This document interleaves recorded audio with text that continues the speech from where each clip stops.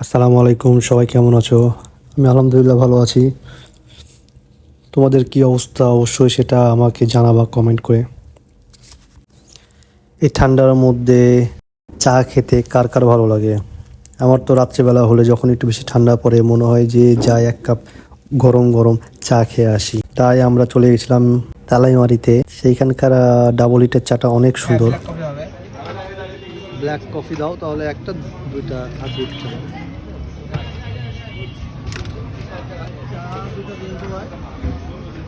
ভাই কোনটা দিব? এই দেখেন লেখা আছে।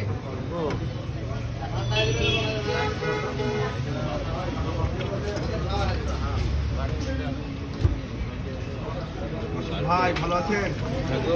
বসেন। দুধ চা খাও। বসেন। ভাই আপনারা কি চা খাবেন?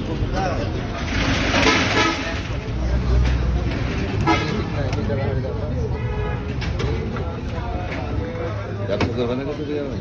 লাল লাল দিয়ে লাল লাল। হ্যাঁ বানানা শিশু মনে হচ্ছে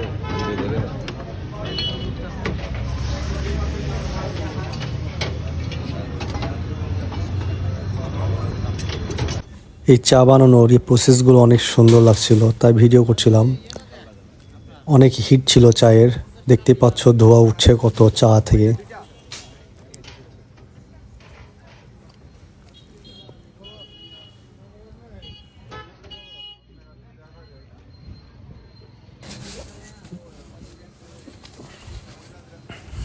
সেক্ষেত্রে একটু লেট হচ্ছিল আমাদেরটাও দিতে।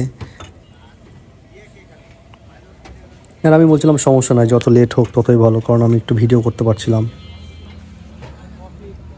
আমি এর আগেও এইখানে এসেছি, চা খেয়েছি।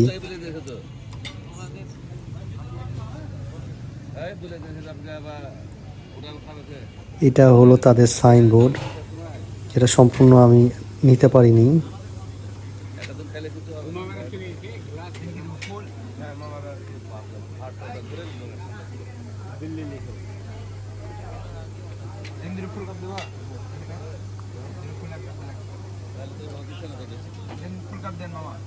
কিসে দিবে? ওয়ান টাইমে বললাম, ওয়ান টাইমে দিবে। ওয়ান টাইমে দিবে, ওয়ান টাইম। ফুটন্ত গরম চা টকবক টকবক করে ফুটছিল। খালি চাই খাইছি আমরা খালি। আর মাটির কাপগুলো দিয়ে দিচ্ছিল, তখন আরও ফুটছিল। আসলে ওগুলো অনেক গরম, ওগুলো আগুনে দিয়ে হিট করছিল, দেখতে পাচ্ছিলাম। তার পাশে যে নিয়ে আছেন উনি এই কাপগুলো নিয়ে মাটির চুলার ভিতরে আগুন ধরানো আছে সেইখানে দিচ্ছিল।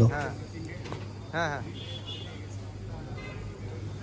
আর এই যে আমাদের চা হয়ে গেছে, আমরা ওয়ান টাইমে অর্ডার করেছিলাম দুধ চাগুলো।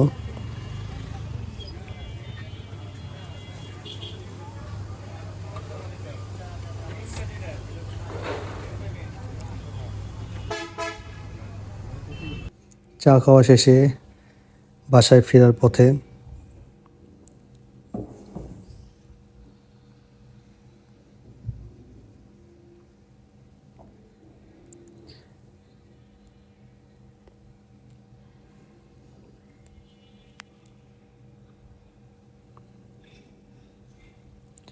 আজকের মতন এখানেই, দেখা হবে অন্য কোনো ভিডিওতে। আল্লাহ হাফেজ।